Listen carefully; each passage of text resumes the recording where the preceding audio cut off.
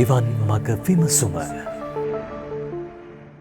සමන්ත චක්කවාලේසු අත්‍රා ගච්ඡන්තු දේවතා සද්දම්මං මුනි රාජස් සුනන්තු සග්ග මොක්ඛදං ධම්ම ශ්‍රවණ කාලෝ අයං භදංතා ධම්ම ශ්‍රවණ කාලෝ අයං භදංතා ධම්ම ශ්‍රවණ කාලෝ අයං භදංතා නමෝ තස්ස භගවතු අරහතු සම්මා සම්බුද්දස්ස නමෝ තස්ස භගවතු අරහතු සම්මා සම්බුද්දස්ස නමෝ තස්ස භගවතු අරහතු සම්මා සම්බුද්දස්ස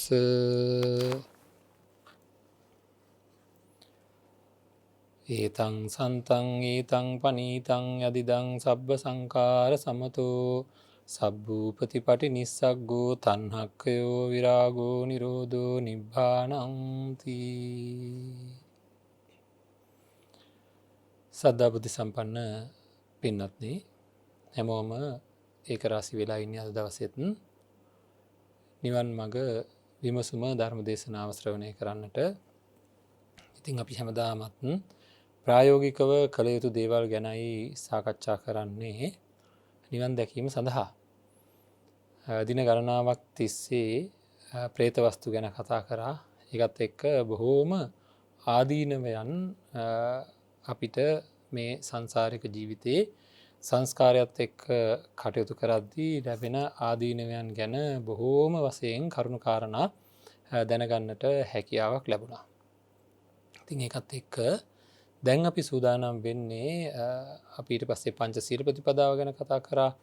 ඊළඟට ධ්‍යාන මට්ටමකට ඒකත්වයකට හිතපත් කරගන්න එක ගැනත් මතක් කරා. මොකද ආනිසංස වාරයන් ඕන හින්දා. ඉතින් ආනිසංසයන් ගැන බොහෝ වශයෙන් දැනගන්න ඕනේ. ආදීනව යම් දෙයක ආදීනවත් ඒ වගේම ඊට ප්‍රතිවිරුද්ධ දේ තියෙන ආනිසංසත් ඉතා ප්‍රබලව දැනගැනීමෙන් තමයි අපිට නිවනට යොමු හිත් ඇතුව වාසය කරන්න පුළුවන්කම තියෙන්නේ. ඉතින් අපායවල් ගැන ගොඩාක් කතා කරපු මේ කාලේ අපි එක් දෙයක් හරි ගැන කතා කරන්න ඕනේ. සම්පූර්ණයෙන්ම විරාගී බව පිළිබඳව, විරාගී බවට ඇතුල් වෙන ක්‍රමවේදයන් පිළිබඳව ප්‍රායෝගිකව අපි කොතනින්ද පටන් ගන්න ඕනේ කියන එකක් ගැන කෙටියෙන් නමුත් සාකච්ඡා කරන්න ඕනේ. මේ විදර්ශනාවත් එක්ක අපි බොහෝ ධර්ම කරුණු කතා කරනවා. නමුත් ඒවා අපේ පෞද්ගලික ජීවිතයට ප්‍රායෝගිකව යෙදෙනවද කියන එක ගැන අපි සාකච්ඡා කරන ප්‍රමාණය ගොඩක්ම අඩුයි. ඉතින් ඒක හින්දා ඒ පිළිබඳව අපි හොඳින් හිතලා බලලා තව ලොකු වෙහෙසක් අරගෙන කටයුතු කරන්න ඕනේ. ඒවා අපි හැම වෙලාවකම වගේ ජීවිතයේ හැම වෙලාවකම හිතෙන් නැగిලා එන විදිහට, ධර්ම කරුණු නැగిලා එන විදිහට අපේ හිත සකස් කරගන්න ඕනේ. ඉතින් අද අපි සාකච්ඡා කරන්න බලාපොරොත්තු වෙන්නේ මේ මාතෘකා කරගත්තේ නම් නිවන ගැන කියවෙන ධර්ම පාඨයක් නැත්නම් ගාථා ධර්මයක්. ඉතින් මෙහි තියෙන එක කාරණාවක් ගත්තොත් සබ්බ සංඛාර සමතෝ. මේ අපිට පාරේ තොටේ යනකොට හරි පුදුමාකාර කරදරයක් තියෙනවා. ඒ තමයි නොයෙකුත් අකුසල සිතුවිලි ඇති වෙනවා, නොයෙකුත් සංස්කාරයන් ඇති වෙනවා, චේතනාවල් පහළ වෙනවා. ඇහෙන් රූප පේනකොට, කනෙන් ශබ්ද ඇහෙනකොට, නාසයෙන් දිවෙන් ශරීරයෙන් ගන්ධ රස ස්පර්ශයන් දැනෙනකොට, ඇහෙනකොට විශාල වශයෙන් ගැටලුකාරී තත්ත්වයන් ඇති වෙනවා.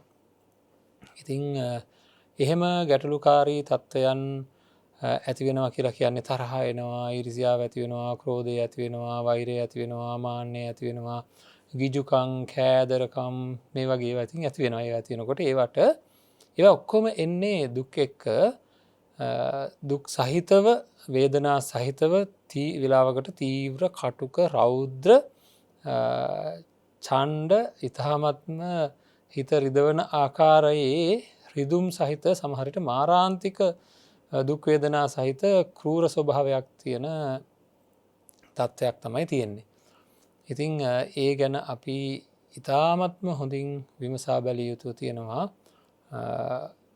මොකක්ද මේ සිද්ධ වෙන්නේ එන්න එහෙම නොවෙන අය මේ ලෝකෙ ඉන්නවාද මේ රූප ඉදිරියේ ශබ්ද ඉදිරියේ ගන්ධ ඉදිරියේ රස ඉදිරියේ පහස ඉදිරියේ එහෙම නොවෙන අය ඉන්නවාද ඉතින් ඒ තමයි මේ ලෝකයේ ඇත්ත දැනගත්ත සම්පූර්ණයෙන් ඇත්ත දැනගත්තොත් මේ සංස්කාරයන් වල ස්වභාවය එහෙම වෙන්නේ නැති තත්ත්වයට පත් වෙනවා ඒ කියන්නේ අනිත්‍ය ලක්ෂණය දුක්ඛ ලක්ෂණය අනාත්ම ලක්ෂණය සංස්කාරයේ තියෙන අවබෝධ කරගත්ත කෙනෙකුට ඒවා කෙරෙහි ලෝභ ගිජුකම් කෑදරකම් ඇති වෙන්නේ නැහැ මේක කියනවා නම් අපි හරිය නිකන් අපේ ඇහැට පේන රූප ස්ත්‍රියකට පුරුෂයෙක් දැක්කහම පුරුෂයෙකුට ස්ත්‍රියක් දැක්කහම ලස්සනයි කියලා සම්මත යම් හැඟීමක් ඇති වෙනවා ලයිට් කණුවක් දැක්කට එහෙම හැඟීමක් ඇති වෙන්නේ නැහැ මේ එක පිරිමි දරුවෙක් මගේ ළඟට පැවිදි වෙන්න ඇවිල්ලා කියපු කතාවක් මම හිතුවා මොනවද බලාපොරොත්තු වෙන්නේ මගේ එතකොට මට කියනවා මට ගැහැණු කෙනෙකු දැක්කහම ගැහැණු ළමයෙක් දැක්කහම ලයිට් කණුවක් දැක්කහම වගේ හැඟීමක් හදාගත්තා නම් ඇති කියලා. ඉතින් මට තේරුණා මේ ලොකු දෙයක් කියන්නේ පොඩි දෙයක් නෙවෙයි මේ මහා ලොකු බරපතල දෙයක් තමයි මේ කියන්නේ කියලා මට හොඳටම වැටහුණා.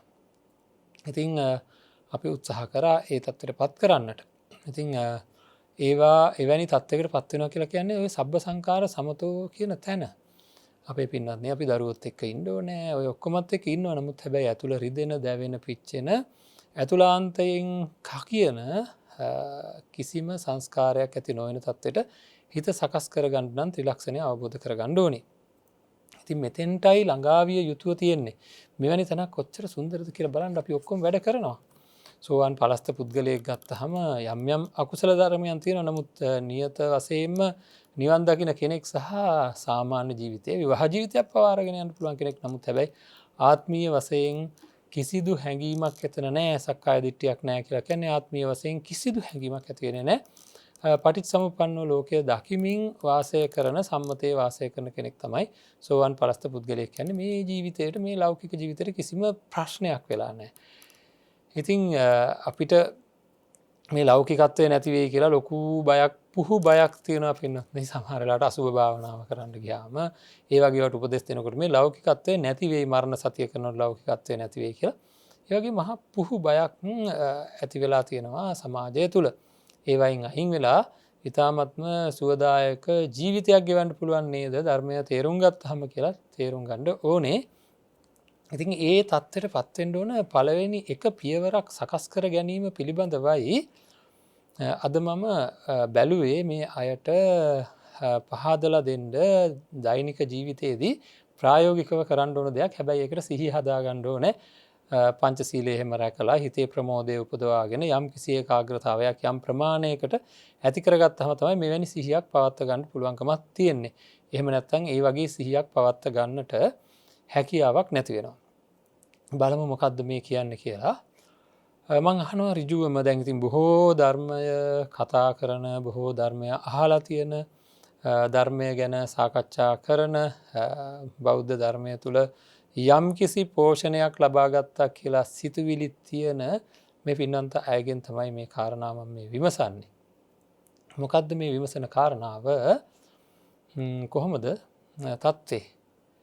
දැනට යම් අකුසලයක් එනකොට තරහක් එනකොට ඉරිසියාවක් එනකොට ක්‍රෝධයක් එනකොට වෛරයක් එනකොට නැත්තම් ආහාරයක් දැකලා ගිජුකමක් එනකොට ඉතින් එනවා. ඒක එනකොට අඩුම තරමේ කිව්වට මේක නේව සංඥා නා සංඥායතනයට වැඩි උතුම් කියලා බුදුරජාණන් වහන්සේ දේශනා කරලා තියෙනවා මම කියන්න යන කාරණාව. අඩුම තරමේ මේ තරහ අයින් කරගන්න ඕනේ මම කියලා අදහස එනවද?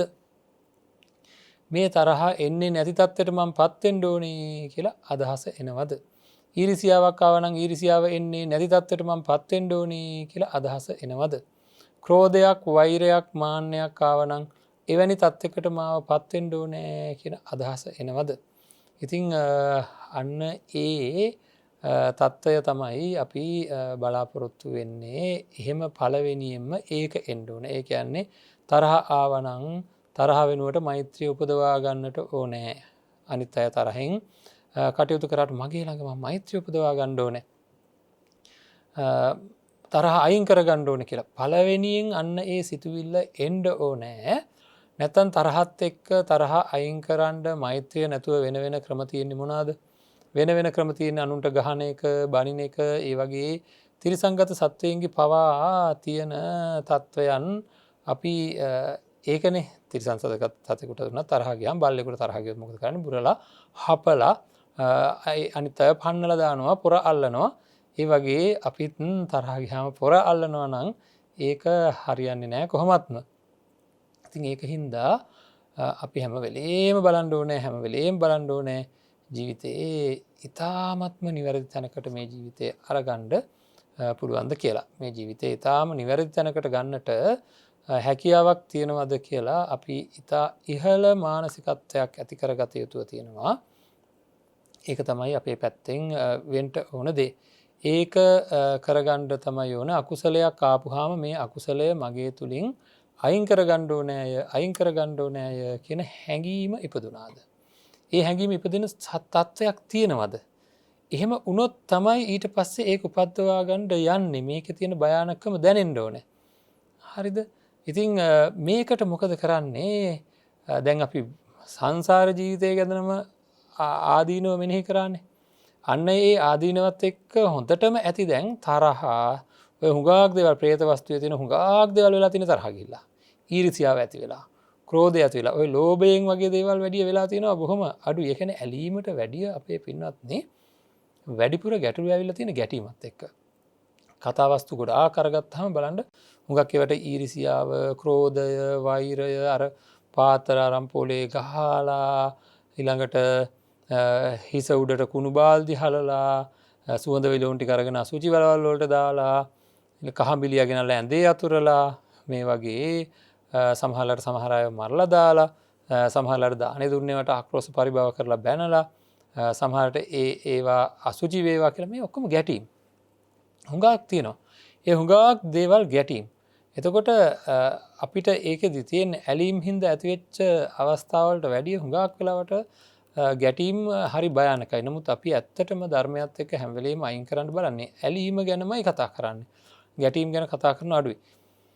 ඒකද මේ ගැටීම ගැන බලන්න ගැටීමේ තියෙන ආදීනව බලන්න මේ ඔකොටම හේතුව අපි ළඟ තියෙන මේ වැරදි චිත්‍රය තමයි ඒ කියන්නේ මේ පංච උපාදානස්කන්ධය ගැන තියෙන වැරදි අදහස.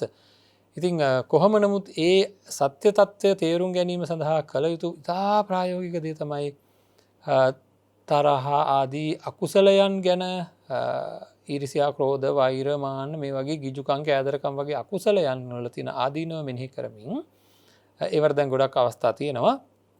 මෙනෙහි කරමින් මේන් අතමිදීම සඳහා අවශ්‍ය කරන කුසලය හොයා ගන්න ඕන හැම වෙලේම මේකට බෙහෙත මෙන්න මේකයි කියලා කුසලය ගැන අදහසක් තියෙන්න ඕනේ. සල්ලේක සූත්‍රය වගේ සූත්‍රයක් නැත්නම් අභිධර්මය වගේ දේවල් වලින් අපිට ඒ අකුසල් ටික ඔක්කොම හොයා ගන්න පුළුවන්. ඉතින් ඒ අකුසල් ටික ඔක්කොම හොයාගෙන මේ ඒ වාගට අදාළ කුසලය කටපාඩම් කරගන්නවට වැඩිය හොඳයි දවසක් ගෙවුනහම දවසේ හැන්දෑවේ මං කිව්වේ මේ ප්‍රායෝගික ක්‍රියාකාරකමක් කතා කරනවා කියලා.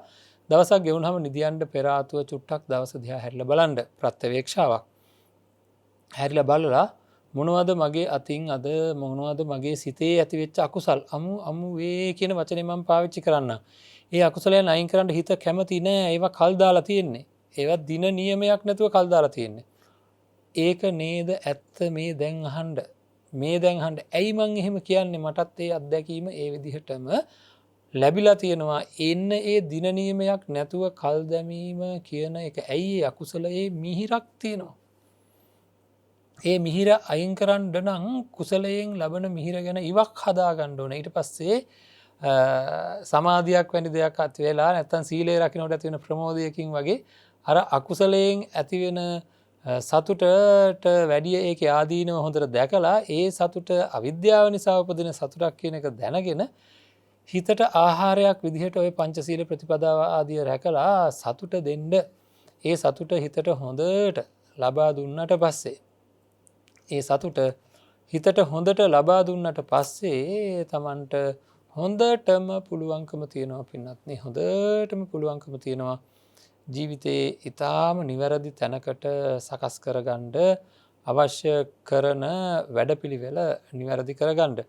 ඉතින් ඒ වැඩපිළිවෙල ඉතා නිවැරදිව හදාගන්න හොඳටම පුළුවන්කම තියෙනවා. ඒකින්ද අකුසලයත් එක්ක මේ කල් දාන ගතිය අයින් කරගන්න කොහොම හරි කරලා සටන් පටන් ගන්න ලෑස්ති වෙන්න. ඉතින් හැන්දෑවට හැරිලා බලනවා තමන්ගේ ජීවිතය දිහා.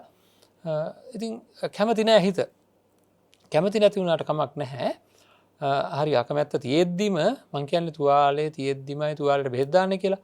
අකමැත්ත තියෙද්දිම නිකමට හිතලා බලන්න මගේ අතින් මේ වගේ අකුසල් සිද්ධ වෙන්න තියෙන ඉඩ කඩ වැඩි. මේවා නැවත නැවත වේවි. නැවත නැවත වුණොත් මට කොතනදී හරි ලොකු හානියක් වෙයි. මට තියෙන ගෞරවය නැති වෙයි. මං ගැන තියෙන සමාජයේ තියෙන පිළිගැනීම නැති වෙලා යයි. ඉතින් ඒවා ඔක්කොම හිතලා මේක කමන්න දැනට ඔහොම හිත ඒක ඉල්ලනවා. ඉල්ලපු දෙන් නමුත් හැබැයි මේක වෙනුවට මෙන්න මේක ආවොත් හොඳයි කියලා විඤ්ඤූහි පුද්ගලයෝ කියලා තියෙනවා. බුදුරජාණන් වහන්සේ රහතන් වහන්සේලා කල්යාණ මිත්‍රයෝ මට මෙහෙම කියනවා ඇහිලා තියෙනවා. තරහ නැත්තම් අපි හිතමුකෝ සුබ හැඟීම කියන එක මනුස්ස ශරීරය ගැන සුබ හැඟීම නිසා සතුට උපදිනවා. ඉතින් ඒක අයින් කරන්න කැමති නැහැ. හැබැයි අසුබ හැඟීම නිසා අර ණයක් අරගෙන ණය ගෙවුවාම ඇති වෙන සැහැල්ලුව වගේ සැහැල්ලුව උපදවා ගන්න මේ ලෝකයේ කිසිම ශරීරයක් පිළිබඳව තියෙන රත්විලි දැවිලි පිච්චිලි සහිත සංඥාවක්වත් නැහැ. ඉල්ලන්නේ හිත. මේ ඉල්ල රිදවන හිත ලොවෙහි කිසිදු ශරීරයක් ගැන එක මාත්‍රයක ඉල්ලීමක් නැති මොහොතක් විස්කම්බන ප්‍රහාණයකින් විඳින්න පුළුවන් අපේ පින්නත්නේ. විස්කම්බන ප්‍රහාණයකින් ඒ කියන්නේ නැවත ඇති වෙන සුළු නැවත ඇති වෙන තත්වයක් තියෙන විස්කම්බන ප්‍රහාණයකින් විඳින්නට හැකියාව තියෙනවා.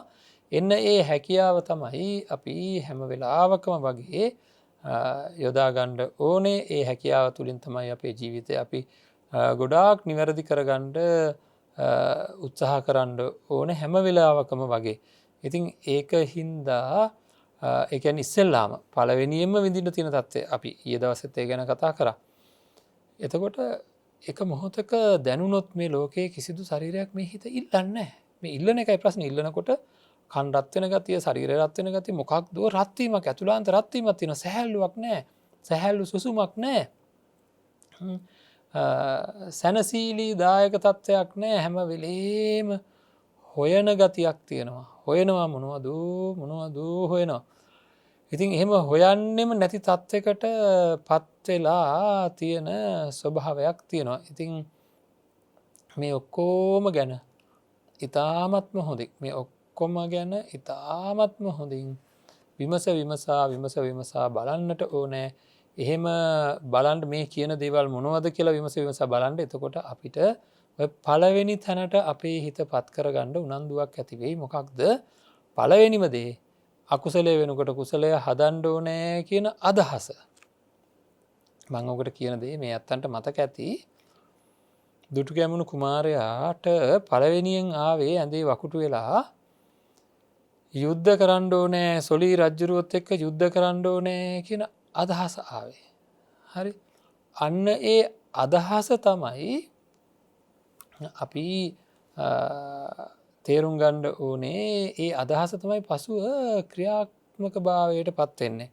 එතකොට තරහත් එක්ක යුද්ධ කරන්න ඕනේ, ඊර්ෂියාවත් එක්ක යුද්ධ කරන්න ඕනේ, ක්‍රෝධය, වෛරය, මාන්නය, ගිජුකම, කෑදරකම ආදී අකුසල සංස්කාරයන් එක්ක යුද්ධ කරන්න ඕනේ කියන අදහස තමයි අපි පළවෙනියෙන්ම උපද්දවා ගත යුතුව තියෙන්නේ. පළවෙනියෙන්ම උපද්දවා ගත යුතු තියෙන්නේ අන්නේ අදහස. ඉතින් ඒ අදහස උපද්දවා ගන්නේ අකුසලයේ තියෙන ආදීනවත්, කුසලයේ තියෙන ඒකටම අදාළ කුසලයේ තියෙන ආනිසංසත් ප්‍රායෝගිකව එදා දවසේ ඇති වෙන අකුසලය ගැන විමසිල්ලෙන් හිටියාම මට අර ගේ ළඟින් එද්දී මෙහෙම තේරෙයි. එතකොට අර ලස්සනට හදලා තිබ්බ ගේ අපේ මේ ගමේ හිටිය පරණ ටිකක් වැඩි මිල මුදල් තිබ්බ නැති අය මෙන්න මිල මුදල් ටිකක් හොයාගෙන ලස්සනට ගයක් හදලා හරිය ලස්සනට තියනවා දැක්කමම ඒ එනකොට මට නිකන් රිදෙනවා වගේ වුණා. නිකන් අපේ අයට මොකද බැරි මේ කට්ටිය මේවා මෙහෙම වෙනවා දියුණු වෙනවා අපි කොහොමද හිටියේ එයාලා කොහොමද හිටියේ දැන් ඉන්නේ කොහොමද කියලා නිකන් එයාලගේ අඩුපාඩුවක් කියන්න හිතුණා කාත් එක්ක හරි නැත්නම් එයාලගේ පවුලේ ඉන්න දරුවෙක්ගේ මොන හරි අඩුපාඩු ඔහොම හිටියට මෙහෙමයි කියලා කියන්න හිතුණා. අන්න එහෙම කිව්වා. ඒ වගේ නිකන් රිදීමක් ඇති වුණා කියලා හිතන්න. අන්නේ රිදිමක් ඇති වුණාම හැන්දෑ මොකද කරන්නේ නිදා ගන්න කියලා කල්පනා කරලා බලනකොට තේරෙනවා මේ ඇවිල්ලා තියෙන ඊර්ෂ්‍යාවනේ. හරි මේ ඇවිල්ලා තියෙන ඊර්ෂ්‍යාව. දැන් ඉතින් ඒ වගේ තමයි තමන් ගොඩක් ආදරය කරන කෙනෙකුට වෙනත් කෙනෙක් බොහොම හොඳින් කතා කරොත් එහෙම ඒත් නිකන් අමුතු රිදිල්ලක් ඇති වෙලා ඉන්නවා. මෙන්න සමහර වෙලාවට වැඩි කතා කරන්නෙත් නැතුව ඉන්නවා. ඉතින් තේරුම් ගන්න මොකද්ද මේ තියෙන්නේ ඊර්ෂ්‍යාව. එහෙනම් මට ඊර්ෂ්‍යාව කියන එක යහමින් තියෙනවා. මේක අකුසලයක්. මේ ඊර්ෂ්‍යාව සංසාරික ජීවිතයේ දුර යන්න හේතු වෙන දෙයක්. හරි? ඒ ඊර්ෂ්‍යාව වෙනුවට මට හැකියාව තියෙනවා නම් මං අහලා තියෙනවා මුදිතාව කියලා එකක් තියෙනවා. අනුන්ගේ සැප හමුවේ හිත සතුටටපත් වෙන ස්වරූපයක්. ඒක හදන්න ඕන එකක්. හරිද? අන්න ඒක හැදෙන්න ඕන එකක්. ඒක මගේ හිතේ උපදින්න ඕනේ. ඒකට සංසාරික දුක් මේ ජීවිතේ ලැබෙන දුක් මනුෂ්‍ය ජීවිත දුක් විඳින හැටි මේවා කොහොම මෙනෙහි කරන්න ඕනේ. සැප කියන ඒවා කොච්චර අඩුවෙන්ද తాවකාලික සැපත් කොච්චර අඩුද මිනිස්සුන්ට. తాවකාලික සැප කියනවා කොච්චර අඩුද මනුස්සයින්ට ලැබෙනවා. ඉතින් ඒවටත් කොච්චර පුරාලනවා తాවකාලික සැපෙන්ද කොච්චර දුක් විඳිනවද. එහෙනම් මේක හරි මෙයාලා ලැබිලා තියෙන නොලැබී තියෙන අයට වැඩිය මේ తాවකාලික සැප හරි මෙයාලට ලැබිලා තියෙනව නේද කියලා මෙනෙහි කර මගේ හිතට දුකක් ආවා කියලා මෙයාට ප්‍රයෝජනයකුත් නැහැ මට ප්‍රයෝජනයකුත් නැහැ. ඊර්ෂ්‍යාවක් ආවා කියලා ඊර්ෂ්‍යාව ආපු කෙනාට කිසිම ප්‍රයෝජනයක් නැහැ. ඊර්ෂ්‍යාවට ගොදුරු වෙන කෙනාටත් කිසිම ප්‍රයෝජනයක් නැහැ. ඉතින් ප්‍රයෝජනයක් නැති සිතුවිල්ලක් ඇවිල්ලා මේ ඇයි මාව රිදෙව්වේ? ඔය ඔක්කොම මෙනෙහි කරනකොට ඊර්ෂ්‍යාව උදුරා දමන්නට පුළුවන්කම තියෙනවා. ඉතින් එහෙම අපි උදුරා දමන්නට ඕනේ හැම වෙලේම බලන්න ඕනේ ඒ ඊර්ෂ්‍යාව අයින් කරන්න තමන්ගේ චිත්තසංතානයේ නැවත නූපදින තත්ත්වයට පත් කරන්න. හරිද? නැවත උපදින්නේ නැති තත්ත්වයටම මේ ඊර්ෂ්‍යාව පත් කරන්න කල හැකි කල යුතු හැම දෙයක්ම කරන්න ලොකු උත්සාහයක් ගන්න ඕනේ. අතිමහත් වූ උත්සාහයක් ගන්න ඕනේ. එහෙම තමයි ජීවිතය අරගෙන යන්න ඕනේ. එහෙම තමයි කරන්න ඕනේ. එහෙම නැතුව බෑ කරන්න. එතකොට එයා දැනගන්නවා දැන් ඉස්සෙල්ලා මේක හදන්නම ඕනේ. ආය නම් මම මේ ඊර්ෂ්‍යාව ඇති වෙන විදිහට හිත තියාගන්න දවස් ගාණක් සති ගාණක් මේකට උත්සාහ කරනවා. උත්සාහ කරලා බැරි නම් කල්‍යාණ මිත්‍රයෙක් හොයාගන්නවා. පොත්පත්වල හොයනවා මුදිතාව උපද්දවන්නේ කොහොමද කියලා. තමන්ගේ හිතේ උපදින ඒ රිදෙන සිතුවිලිත් එක්ක සන්ධ්‍යා යාමේ ඒවා ගැන විමසිල්ලෙන් ඉඳලා එන්න ඒවට අදාළ කුසලය වර්ධනය කරගන්න හැටි පොත්පත් වලින් හොයන්න. එහෙම නැත්නම් පොතේ තියෙන සියලුම අකුසල 1500 පොත අරගෙන ඒ ඔක්කොම කටපාඩම් කරගෙන ඒකට ප්‍රතිවිරුද්ධ කුසලය හදා කටපාඩම් කරගෙන වාසය කළා කියලා යෙදෙන්නේ නැහැ. ඒක අපේ ප්‍රායෝගික යෙදීමක් වෙන්නේ නැහැ. එතකොට ඉතින් ගැටලුවක් ඉතින් වැඩක් නැහැ. හොඳයි නරක නැහැ වෙන දේවල් කටපාඩම් කරනකොට වඩා බොහොම හොඳයි කාට හරි කියලා දෙන්නත් පුළුවන්. හැබැයි තමන්ගේ පැත්තට මේක නැగిලා එන විදිහට හිතෙන් නැగిලා එන විදිහට සකස් කරගෙන මේ වගකීම තමන්ට තියෙනවා. මොකද අද මට ඊර්ෂ්‍යාවක් ඇති වුණා නම් යම් තැනකදී ඒක අනර්ථකාරී තත්ත්වයක් එහෙමනොත් හෙට එවැනි තත්ත්වයක්ම මට උදා වෙන්න පුළුවන්. මේ ඊර්ෂ්‍යාව කියන එක වැවෙන්න පුළුවන් එකතු වෙන්න පුළුවන්. එකතු වෙලා අන්තිමට අනතුරක් කරන මට්ටමට යන්න පුළුවන්. කයෙන් වැරදි කරන වචනයෙන් විශේෂයෙන් වචනයෙන් වැරදි කරන කේලම් කියන තත්යකට මාවපත් වෙන්න පුළුවන්කම තියෙනවා. කේලම් කියන තත්ත්වයටපත් වෙන්න පුළුවන්කම තියෙනවා. ඒකින්ද ජීවිතේ හදා ගන්න ඕනේ. ජීවිතේ හදා ගැනීම සඳහා වැඩපිළිවෙලක් ආරම්භ කර ගන්න ඕනේ. පලි ගැනීම වගේ දේවල් හින්දා කවදාකවත් හිතකට සැනසීමක් ඇති වෙන්නේ නැහැ.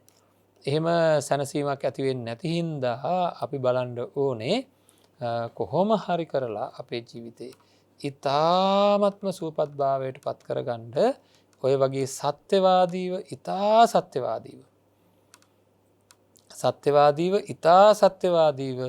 අපි අපේ ජීවිතේ අරගෙන යන්න පුරුදු පුහුණු කරන්න ඕනේ. එතකොට තමයි අපිට හරියන්නේ. හරිද? එහෙම නැතුව අපි අර අකුසල් වලට යට වෙලා නොයේකුත් තීරණ අරගෙන තරහෙන් තීරණ අරගෙන ඊර්ෂ්‍යාවෙන් තීරණ අරගෙන ක්‍රෝධයෙන් තීරණය ගත්තහම දන්නවද වෙන වැඩක් තියෙනවා. සංසාරික ජීවිතයේ මේ කර්ම වේගයන් පටිසන්ධෙද්දී අපේ පින්වත්නි අපි අතින් පව් සිද්ධ වෙනකොට බොහෝ පව් නැවත අතීතයේ කරපු පව් එකතු වෙවි ඒවත් එක්ක එකතු වෙනවා. මේ කාලේ පව් කරන අයට අතීතයේ පටිසන්ධින්න තියෙන පව් මේ වෙලාවේ පටිසන්ධිනවා.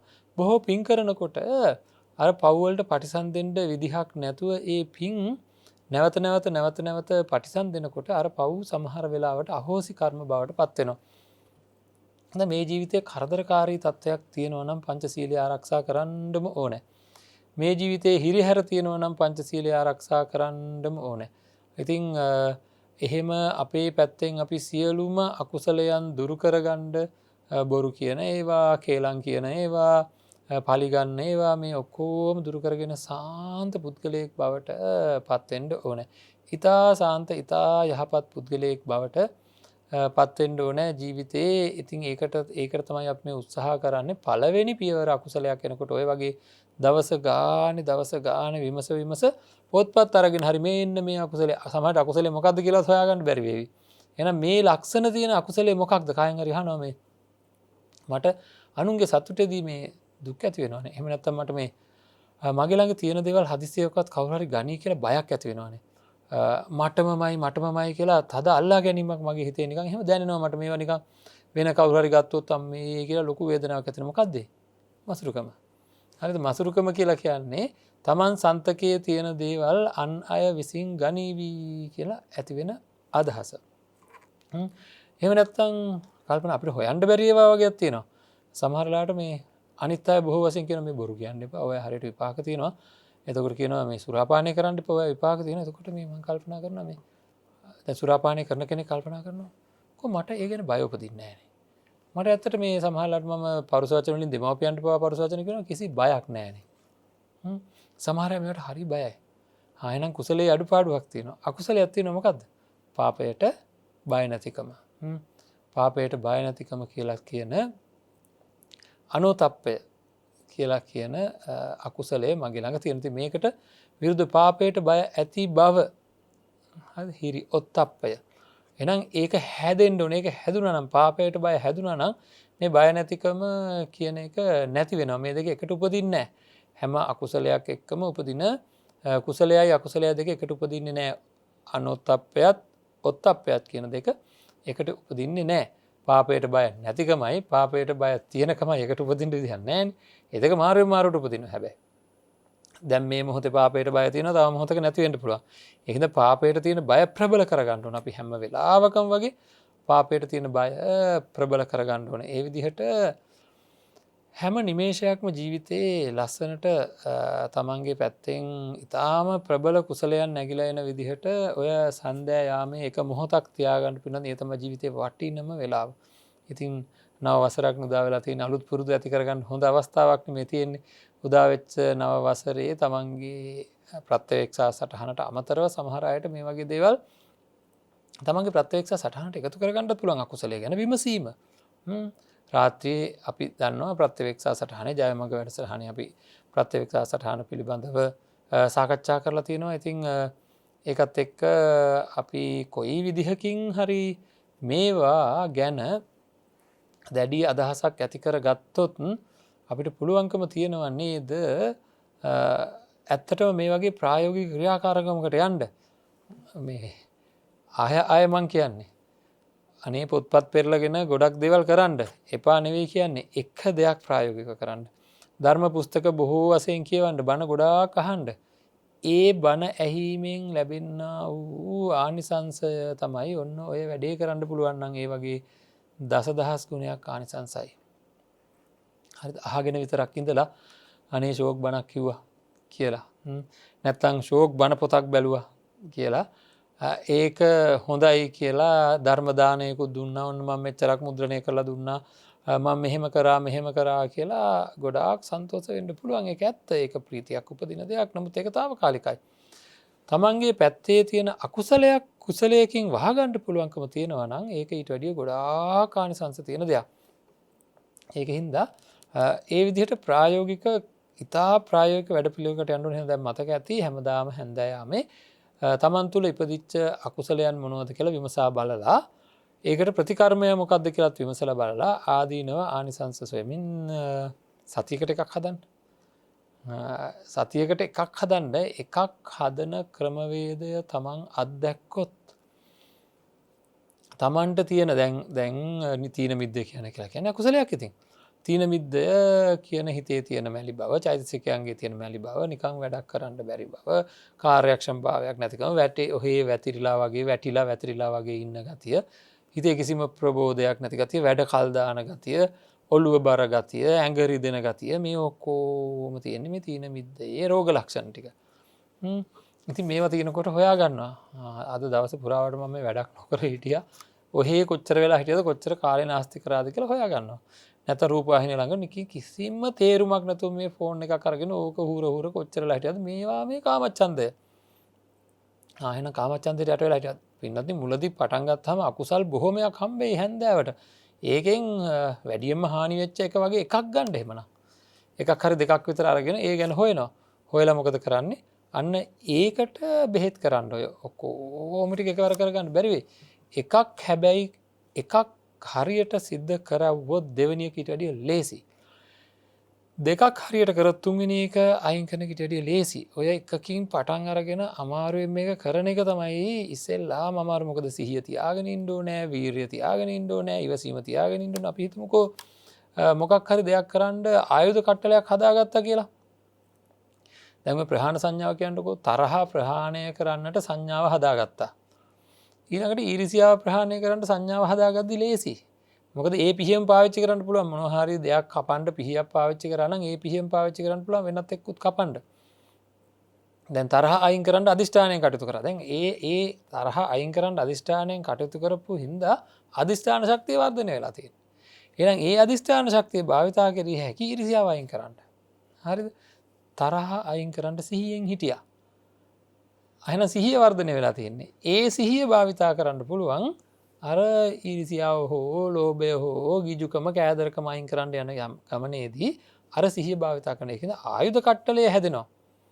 හරි ඉවසීම, අදිෂ්ඨානය, වීර්ය, නුවණ මේ වගේ අත්‍යවශ්‍ය කෙටියෙන් කියනවා නම් ඉතින් කෙලෙස් කපලා දාන්න ඕන කරන දැනුම ඇති කරගන්න සති, ධම්මවිජය, ප්‍රීති, වීර්ය, ප්‍රීති, පස්සද්ධි ඉතින් ඔය කාරණාවල සත්‍තිස් බෝධිපාක්ෂික ධර්මම ගත්තොත් අපිට අත්‍යවශ්‍ය වෙන කුසලයන් ටික.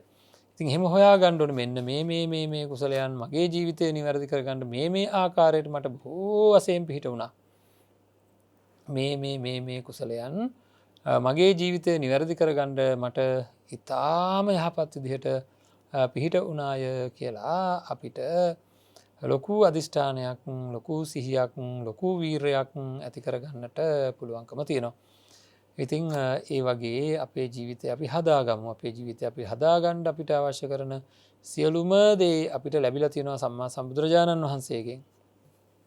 ඉතින් ඒ පිළිබඳව අපි නිබඳව නිරතුරුව සිහියෙන්ම වාසය කරන්නට ඕනේ. ඒ පිළිබඳව නිබඳව නිරතුරුව සිහියෙන්ම වාසය කරන්නට ඕනේ. අපේ ජීවිතය සකස් කරගන්න හැම මොහොතකම වගේ අපි උත්සාහ දරන්නට ඕනේ. නැත්තම් අපිට මේ ජීවිතය නම් හදාගන්න පුළුවන්කමක් ලැබෙන්නේ නැහැ හරියට කටයුතු නොකරුවොත්. ඒක නිසාවෙන් හැම නිමේෂයකම වගේ උත්සාහ කරමු අපි අපේ ජීවිත පරිත්‍යාගයෙන් ඉතාමත්ම ඉහළ කටයුත්තක් තමයි කුසලයේ වර්ධනය කරගන්න එක. හැම වෙලේම ඒ සාන්ත වූ උතුම් වූ නිවනට ලං වෙන වැඩපිළිවෙල තමයි ඔය අපි කතා කරන්නේ. ඉතින් එහෙම කුසලයක් වර්ධනය කරගන්න අර පළවෙනියෙන් වෙන්න ඕනේ මොකක්ද අපි ප්‍රත්‍යක්ෂා කරනකොට මට ඒ කුසලයේ වර්ධනය කරගන්න ඕනේ කියන සිතුවිල්ල ඉස්සෙල්ලා ඇති කරගන්න ඕනේ. ඒක ඇති වුණේ නැත්නම් ඒක තමයි ඉස්සෙල්ලා ඇති කරගන්න ඕනේ. ඒක ඇති කරගන්න තමයි ආදීනව ආනිසංස මෙනෙහි කර දවස ගානේ ඒක හදාගත්තා. දැන් හදාගත්තා. දැන් හිත හැම වෙලේම කියන්නේ ඒක කරන්න කියලා. එතකොට ඊට පස්සේ කුසලයේ උපද්දවා ගන්න පුළුවන්. ඊට පස්සේ කුසලයේ ඉපදුනාට පස්සේ අපි හැම වෙලේම බලන්න ඕනේ අකුසලයේ විසින් මේක යට කරන ගතියක් තියෙනවද නැත්නම් කුසල හැඟීම මුල් කරගෙන මෛත්‍රිය යන්තම් උපදවා ගත්තා නම් ඊට පස්සේ මෛත්‍රිය ඉපදුනා විතරක් මදි මෛත්‍රියෙන් කතා කරන ස්වරූපේ වචනයෙන් මට මෛත්‍රිය ඉදිරියට යන්න ඕනි. ඒ විතරක් නෙවෙයි ඊට පස්සේ මෛත්‍රියෙන් ක්‍රියා කරන ස්වභාවය ඒවා ඊටාම ඉහළ තැනකට ගියාම තමයි මෛත්‍රිය හැම වෙලේම යාගේ ක්‍රියාවන් වල මූලික වෙලා තියෙන මෛත්‍රිය හැම වෙලේම වචන වල තියෙන මෛත්‍රිය හැම වෙලේම ක්‍රියාවන් වල තියෙන්නේ වචන වල තියෙන්නේ මුදිතාව ක්‍රියාවල තියෙන මුදිතාව හැම වෙලේම වචන වල තියෙන ඍජු බව ක්‍රියාවල තියෙන ඍජු බව සිතුවිලි වල තියෙන ඍජු බව. ඉතින් ඒ විදිහට නොඒකුත් කුසලයන් ඔය විදිහට වර්ධනය වෙවී ඒවා වචනයට ක්‍රියාවට යන්නට හැම වෙලේම වචනයෙන් ක්‍රියාවෙන් ඒවා ක්‍රියාත්මක වෙන මට්ටමකට ගණ්ඩුවන සමහරවා වචනයට එන ගතියට එනකම් ඇවිල්ලා සමහර ඒවා ක්‍රියාවට එන ගතියට මෙල සමහර ඒවා සිතුවිලි විතරයි තාම. ඉතින් ටික ටික මේ වර්ධනය වෙන්නේ ආර්ය අෂ්ටාංගික මාර්ගයේ බව තමන්ට දැනෙන්න ඕනේ. ජීවිතේ ජීවත් කරනකොට වෙනදාට වැඩිය කුසලයෙන් පෝෂණය වෙලා තියෙන බව සිද්ධිවලදී හොයා ගන්න ඕනේ. තමන්ට ජීවිතේ ලැබෙන නොයේකුත් අඩන්තේට්ටන් තියෙන එක එක්කෙනාගේ නපුරු වචන ආශිර්වාදයක් පින්වත්නි අපිව පරීක්ෂා කරගන්න. අනුන්ගේ නපුරු වචන හමුවේ මට කොහොමද ඉන්න පුළුවන්කම තියෙන්නේ? අනුන්ගේ නපුරු ක්‍රියාවන් හමුවේ මට කොහොමද ඉන්න පුළුවන්කම තියෙන්නේ? ඉතින් ඒවා ඔක්කොම අපි ඉතාමත්ම ඉහළ තැනකට අපේ ජීවිතය ගණ්ඩ කටයුතු කරන්න ඕනේ.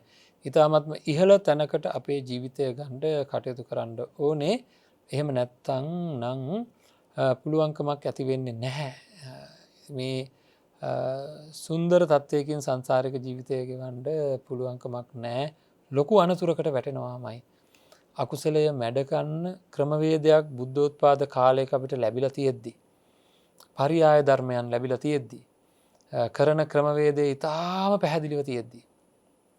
අපි මේ අකුසලයත් එක්ක සටන් කරලා ඒ සටන අපේ පැත්තෙන් සාර්ථක කරගත්තේ නැත්තම් මේ වෙලාවේ මේ ලැබිල තියෙන අති දුර්ලභ අවස්ථාව අප අතින් ගිලිහෙනවා. ඇයි මේ අති දුර්ලභ අවස්ථාව කියලා කියන පින්නත්නි දැන් මේ දවස් ටිකේ අපි ප්‍රේත වස්තු අහපු ටිකේ ඒ ටිකම ඇහෙන්න කොච්චර කල් ගියාද ජීවිතේ? හිතලා බලන්න ඔය ටික ඇහෙන්න කොච්චර කල් ගියාද ජීවිතේ? මේ වැදගත්ම ටිකක් සංසාරගත ප්‍රවෘත්තීන් සංසාරගත තියෙන මහා පීඩාකාරී දරුණු තත්ත්වයන් ඒවා වෙන්ඩ තියෙන අධිකතර විපාකයන් ඒවා.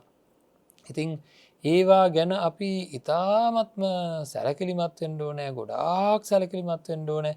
එහෙම සැලකිලිමත් වුණොත් විතරමයි අපිට අපේ ජීවිතයේ ගොඩක් යහපත් කර ගණ්ඩ පුළුවන්කම තියෙන. ඉතින් ඒවා ගැන නැවත නැවත හිතහිතා කොහෝම හරි අති මහත් වූ වීරයකින් කටයුතු කරන්න ඕන. ඒක ඒ විදිහට මෙනෙහි කර හැඟීම උපද්දවන්න. හැඟීම උපද්දවන්න මොන හැඟීමද?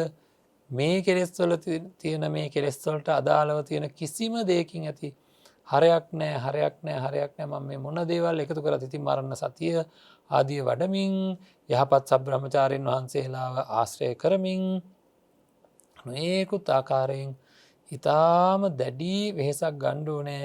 ඉතා දැඩි වෙහෙසක් ගන්න ඕනේ මේ කාරණාව සිද්ධ කර ගන්න. ඉතින් ඒක තමන්ගේ අතේ තියෙන දෙයක්. හරිද? තමන්ගේ පැත්තට තමන්ගේ හෙවණැල්ලයි තියෙන්නේ. ඒ කියන්නේ බුදුරජාණන් වහන්සේ දේශනා කරන්නේ තමන් සරණ කොට ගණ්ඩ අන්‍ය සරණක් නෑ, ධර්මය සරණ කොට ගණ්ඩ අන්‍ය සරණක් නෑ කියලා.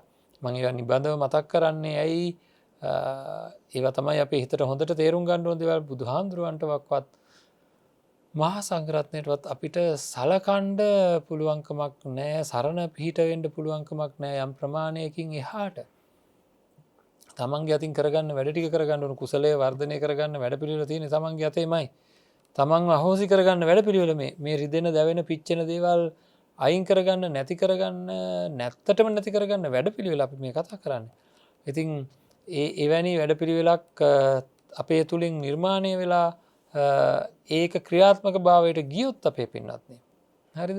එවැනි වැඩපිළිවෙලක් අපේ තුලින් නිර්මාණය වෙලා එන්න ඒ වැඩපිළිවෙල ක්‍රියාත්මක භාවයට ගියොත් ඉතාම පැහැදිලි ලොකු යහපතක් තමන්ගේ පැත්තට සිද්ධ වෙනවා. ඒක වෙන්ඩ ඕනෑ. ඒක වෙන තත්ත්වයට අපේ පැත්තෙන් හේතු සකස් වෙන්න ඕනේ. මේ බලන්න මෙන්න මේ කාරණාව මතක තියාගන්න. එතකොට අපිට තව ලොකු දෙයක් හිතා ගන්න පුළුවන් මේක වෙන්නේ මෙන්න මෙහෙමයි කියන එක. දැන් මේ ඊ타මත්ම නරක කියලා කියන පුද්ගලයෙක් ඉන්නවා. මට හැම වෙලේම මම යා ගැන අහලා තියෙන්නෙම හොඳ. දැන් මට එන්නෙම මොනවා කරත් එන්නේ එයා ගැන එක එක්කෙනා ඇවිල්ලා ඉතින් ඔය නොයේකුත් දේවල් කියන එයා ගැන මම දන්න හැටියට මට එන්නෙම එයා ගැන හොඳ හැඟීමක්. ඉතින් සත්‍ය වශයෙන්ම එයා නරකයි. එහෙනම් එයා ගැන හරි විදිහට හැඟීමක් එන්න හරි විදිහට යා නරක කෙනෙක් කියලා මට හැඟීමක් එන්න ඕනේ. ඒක එන්නේ නැහනේ. එන්නේ නැත්තේ ඇයි? ඒකට එන්න අවශ්‍ය කරන හේතු සකස් වෙලා නැති හින්දා. එහෙනම් මං අන්න අරයාව නිරීක්ෂණය කරන්න ඕනේ. කාලයක් නිරීක්ෂණය කරනකොට මට තේරෙනවා යාගේ ඔය කියන හොඳ ගති මොකක්වත් නැහැ. යා මහා අන්තිම නරක කෙනෙක් කියලා. අන්නේ අන්තිම නරක කෙනෙක් කියලා අපිට හිතෙනකොට අපි මොකද කරන්න ඕනේ? හරිද? අපි මොකද කරන්න ඕනේ? අන්න එයාගේ කාරණා ගැන හිතනකොට මට එයා නරක කෙනෙක් කියලා අදහස එනවා. අපි මොකද කරන්නේ? ඒක නිරීක්ෂණය කරන්න. තමන්ගේ ක්‍රියාකාරීත්වය නිරීක්ෂණය කරන්න. හරිද? නරක කෙනෙක් කියන හැඟීම මට එන්න නම් ඒකට අවශ්‍ය කරන හේතු සකස් වෙලා තිබ්බොත් විතරයි එන්නේ. ඒ ඇත්ත తත්වය ගැන අදහස එන එක නවත්තන්නවත් බෑ. ඒක ඇත්තටම නරක කෙනෙක් කියලා මම දැනගත්තොත් හේතු සකස් වුණොත් ආය හොඳ කෙනෙක් කියන සිතුවිල්ල මට එන්නේ නෑ. නරක කෙනෙක් කියන සිතුවිල්ල එන එක මටවත් නවත්තන්න බෑ.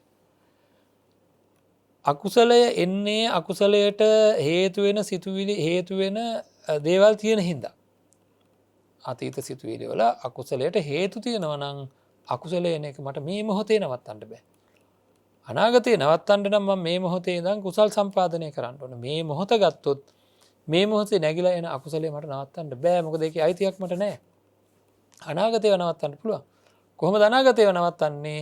අනාගතේව නවත්තන්නට නම් දැන් මේ වර්තමානයේ වපුරන්න ඕනේ. හරිද? හේතු සකස් කරන්න ඕනේ. එතකොට හැබැයි කුසලයට හේතු සකස් කළොත් කුසලයේ එන එක නවත්තන්නත් බෑ. අනාගතයේදී. හරිද? අකුසලයට තියෙන හේතු සකස් නොකරුවොත් ඒවා එන්නේ නැති වෙන්න හැදුවේ නැත්තම් අකුසලයෙන් එක නවත්තන්න බෑ. ඉතින් එන්න ඒ චුට්ට තේරුම් ගත්තා නම් ඔය අකුසල් ගැන හොයද්දී මම හොඳ තැනක ඒ සිහියෙන් ඉන්න පුළුවන් නම් මම ජීවිතේ හොඳම තැනක ඉන්නවා එහෙම නාන. ඒ කියන්නේ මට තේරෙනවා හොඳ ඒ කියන්නේ හේතුඵල ධමයක් තේරෙනවා මට. අන් අය ගැනත් තේරෙනවා. එතකොට අනාත්ම ලක්ෂණයක් මතුවෙනවා මගේ තුලින්. අන් අය ගැන තේරෙනවා එයා මේ අකුසලයට බර වචන සහ අකුසලයට බර ක්‍රියාවන් එයා අතින් සිද්ධ වෙනවා. එතකොට අකුසලයට හේතු වෙන ක්‍රියාවන් අකුසලයට හේතු වෙන වචන එයා අතින් සිද්ධ වෙනවා. එහෙනම් මට තේරෙන්න ඕනේ එයාට ඒව නවත්තන්න බෑ. එයා හොරකම් කරනවා. එයාට හොරකම නවත්තන්න බැරුව ඉන්නේ. එයා කාමයේ වර්ධව හැසිරෙනවා. ඒක එයාට නවත්තන්න බැරුව ඉන්නේ. එයා බොරු කියනවා. ඒක එයාට නවත්තන්න බැරුව ඉන්නේ. එයාට එහෙනම් ප්‍රතිකාර කරේ නැත්නම් එයාගේ අතින් ඒවා සිද්ධ වෙනවමයි. ප්‍රතිකාර කළේ නැත්නම් ඒවා සිද්ධ වෙනවමයි. ඉතින් එහෙනම් ඒ අදාළ ප්‍රතිකාරය මගේ පැත්තෙන් සිද්ධ කළ යුතුව තියෙනවා. මගේ අකුසල් නැති කරගන්නත් මම ප්‍රතිකාර කරගන්න ඕනේ. අනුන්ගේ අකුසල් නැති කරන්නත් මට පුළුවන් නම් මම ප්‍රතිකාර කරලා දෙන්න ඕනේ. ඒක තමයි තියෙන ලොකුම පිහිට සරණ. ඒකයි කල්යාණ මිත්‍ර සම්පත්තිය කියන්නේ. අනුන්ට පිහිට වෙන්න නම් පින්නත් ඕන නම් තමන්ගේ සහෝදරයෙක් ළඟ තමන්ගේ ඥාතියෙක් ළඟ නැත්නම් තමන් ආදරය කරන කෙනෙක් ළඟ දරුණු අකුසල් වගේක් තියෙනවා පේනවා. මගේ ළඟත් ඒවා තියෙනවා. මගේ ළඟ තියෙන පොඩියට. හිතමුකෝ. දැන් මට ඕන අරයව හදන්න. එහෙනම් මගේ ළඟ පොඩියට තියෙන ඒවා පවා නැති කරගන්න මම ක්‍රියාකාරකමක් අත්විඳින්න ඕනේ. අත්හදා බලන්න ඕනේ. අත් දකින්න ඕනේ. ඒක අත් දකින්නකොට මොකද වෙන්නේ? මට තේරෙනවා ප්‍රායෝගිකත්වය ඒක අයින් කරන තියෙන අමාරුව. එතකොට අන්න ඒ කරන ක්‍රමවේදය Tamanට පැහැදිලිව දැන් මං කිව්වා තරහ නැති කරගන්න පළවෙනි පියවර තරහ නැති කරන්න ඕනේ කියන හැඟීම උපද්දවා ගන්න ඕනේ කියලා. ඒක නැතුව කොච්චර හිතලා ඇද්ද තරහ නැති කරන්න ඕන තමයි නැති කරන්න ඕන තමයි හැමදාම එහෙම හිත ඉන්නවා. ඊර්ෂ්‍යාව වෙනවා තමයි ඒක නැති කරන්න ඕන තමයි මේ අනේ මන් දන්නේ මේ හිත රිදෙන ඒවා අයින් කරගන්න ඕන තමයි මේ බැඳීම් අයින් කරගන්න ඕන තමයි කී ඉන්නවා. ඒක අයින් කරගන්න ඕනේ ඒ මොහොතට ඇති වෙනවා මිසක්කා ඒක ප්‍රබලව ඒක අයින් කරගන්න ඕනේ කියලා ප්‍රබලව නැවත නැවත ඇති වෙන විදිහට ප්‍රබල සිතුවිල්ලක් ඇති වෙන්නේ නැත්තේ ආදීනව ආනිසංස මෙනෙහි කරලා නැති හින්දා. ඉතින් එහෙම හැම වෙලේම බල තමන්ගේ පැත්තෙන් නිවැරදිම සිතුවිලි හදාගන්න කුසල සිතුවිලි හදාගන්න හැම නිමේෂයකම ඉතා දැඩි උත්සාහයක් ගන්න ඕනේ. නැත්තම් ජීවිතේ ඉතින් අපි එකම තැනක ඉඳීවි. එකම තැනක රැඳි ඔහේ ඉඳීවි. ඉතින් එතකොට එහෙම ඉඳලා අන්තිමට අකුසල් පුරෝගෙන මැරේවි. ඒ මැරීමත් එක්ක නැවත උපදීවි. බොහෝ පින් කරගෙන තියෙනවා නම් ඉතින් හොඳ තැන්වල උපදී. ඉපදුනාට තේරුමක් නැහැ. ඇයි තේරුමක් නැහැ කියලා කියන්නේ? ඒ පින් ඉවර වෙනකොට ආයසරයක් මොකද වෙන්නේ? පින් ඉවර වෙනකොට ආය දුකටපත් වෙනවා. ඒ විතරක් නෙවෙයි බොහෝ පින් තියෙන තැන්වලදීත් සමහර වෙලාවට අධිකතරව දරුණු අකුසලයන් නිසා නරකම තැන්වල උත්පත්තිය ලබන්න පවා හේතුවක් වෙන ගතියකට යන්න පුළුවන්කම තියෙනවා. ඉතින් අපි ජීවිතේ හදන්නම ඕනේ. ඊටාම නිවැරදි සිතුවිලි එන විදිහට ජීවිතය සකස් කරගන්න ඕනේ. කොතන හරි තැනක වැරදුනොත් එහෙම ඒ වැරදිච්ච තැන අපිට ලොකු අනර්ථයක් සිද්ධ වේවි. ඒවා හැම නිමේෂයකම හැම මොහොතකම අපි ක්‍රියාත්මක භාවයට ගන්න ඕනේ. ජීවිතයේ ඊ타මත්ම සුන්දර තත්යකට පත් කරගන්න ඕනේ. එහෙම නැත්නම් අපි මේ ජීවිතයේ අසාර්ථක තත්යකට පත් වෙනවා.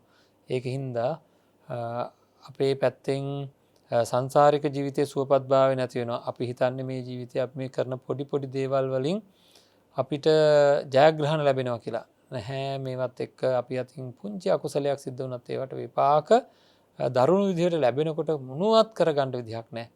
අර මං කියන්නේ හැමදාම ලිස්සන තැනකින් පරිස්සම් නැතුව ගිහිලා ලිස්සලා වැටිලා කකුලක් කැඩෙනවා. ලිස්සලා වැටිලා කකුල කැඩෙන්න යන්නේ පොඩි වෙලාවක්, හොඳ වෙන්න කොච්චර වෙලාවක් යනවද? ලෝකෙම තියෙන ක්‍රමවේදය ඒක. අකුසලයේ විපාක ලැබෙනකොට ඒක එක දිගට ලැබෙනවා. අජාසත් රජුරෝ, දෙව්දත් තෙරණුවෝ ඒ කරගත්ත අකුසල් කරගන්න කොච්චර පොඩි කාලෙද ගියේ. හැබැයි තාම විඳවනවා. අධිකතර විඳවීම එක මාත්‍රයක් සැප වේදනාවක් නැතුව නිරේ පැහැෙනවා. මාත්‍රයක් සැප වේදනාවක් නැහැ. එක දිගට දුක් වේදනා. ඉතින් එහෙම තත්ත්වයන් වලටපත් වෙන්නේ අදටත් මව් මරණ, පියා මරණ අය ඉන්නවා. අදටත් එහෙම අය ඉන්නවා. මේ සමාජයේ එහෙම අය ගැන අපි අහලා තියෙනවා, දැකලා තියෙනවා. ඉතින් ඒකින්ද ඒ අකුසලයන් සිද්ධ වෙන්න තියෙන ඉඩකඩ අපේ තුලත් බොහොම වැඩි. බොහෝ පව් කරගන්න තියෙන ඉඩකඩ බොහොම වැඩි. ඒවා ගැන හොඳට සැලකිලිමත් වෙලා මේ ජීවිතය ඉතාම සාර්ථක කරගන්න ධර්මය තුලින් තමන්ගේ පැත්තෙන් පෝෂණය කරගන්න හැමදාම හැන්දෑවේ අපි කතා කරේ. හැමදාම හැන්දෑ යාමේ එක වෙලාවක් යොදාගෙන තමන් අතින් කොච්චර අකුසලයන් අද සිද්ධ වුණාද, අකුසල සිතුවිලි පහළ වුණාද කියලා බලලා ඒවාට හේතු පොඩ්ඩක් විමසලා බලලා ඒකෙන් දරුණුම එක තෝරගෙන ඒක හදන්න අවශ්‍ය කරන වැඩපිළිවෙලක් නිර්මාණය කරගන්න බලන්න. අද දරුණුම එක හම්බුණා නම් හෙටත් ඒකම හම්බෙයි. මොකද ඒ අකුසලයේ අපේ හිතේ බරින්ද තමයි දරුණු විදිහටම එකක් එන්නේ.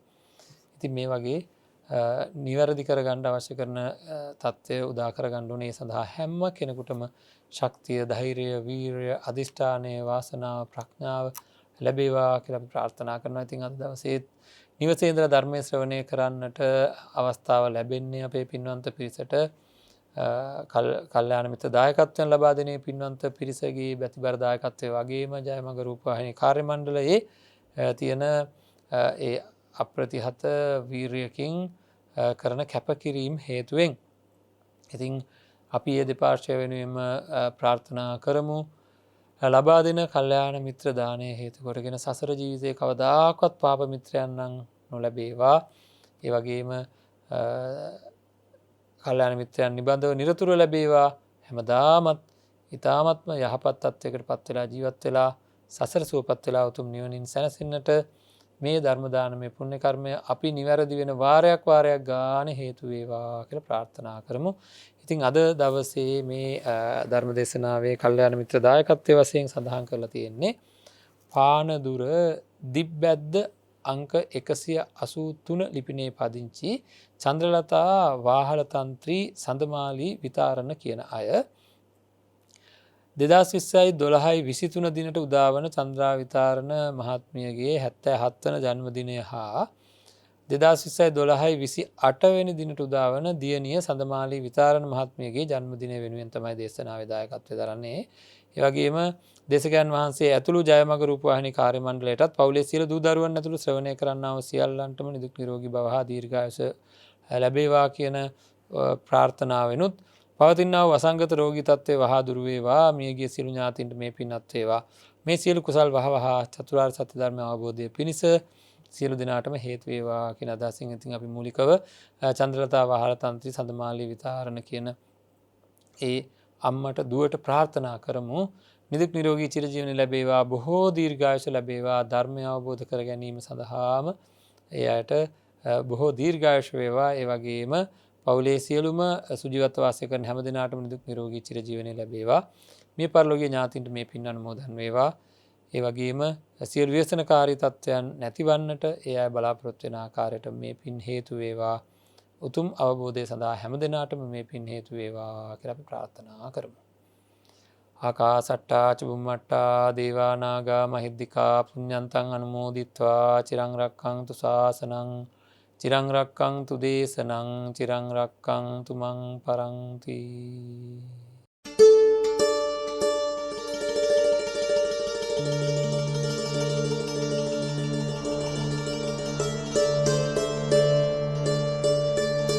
නිවන් මඟ විමසුම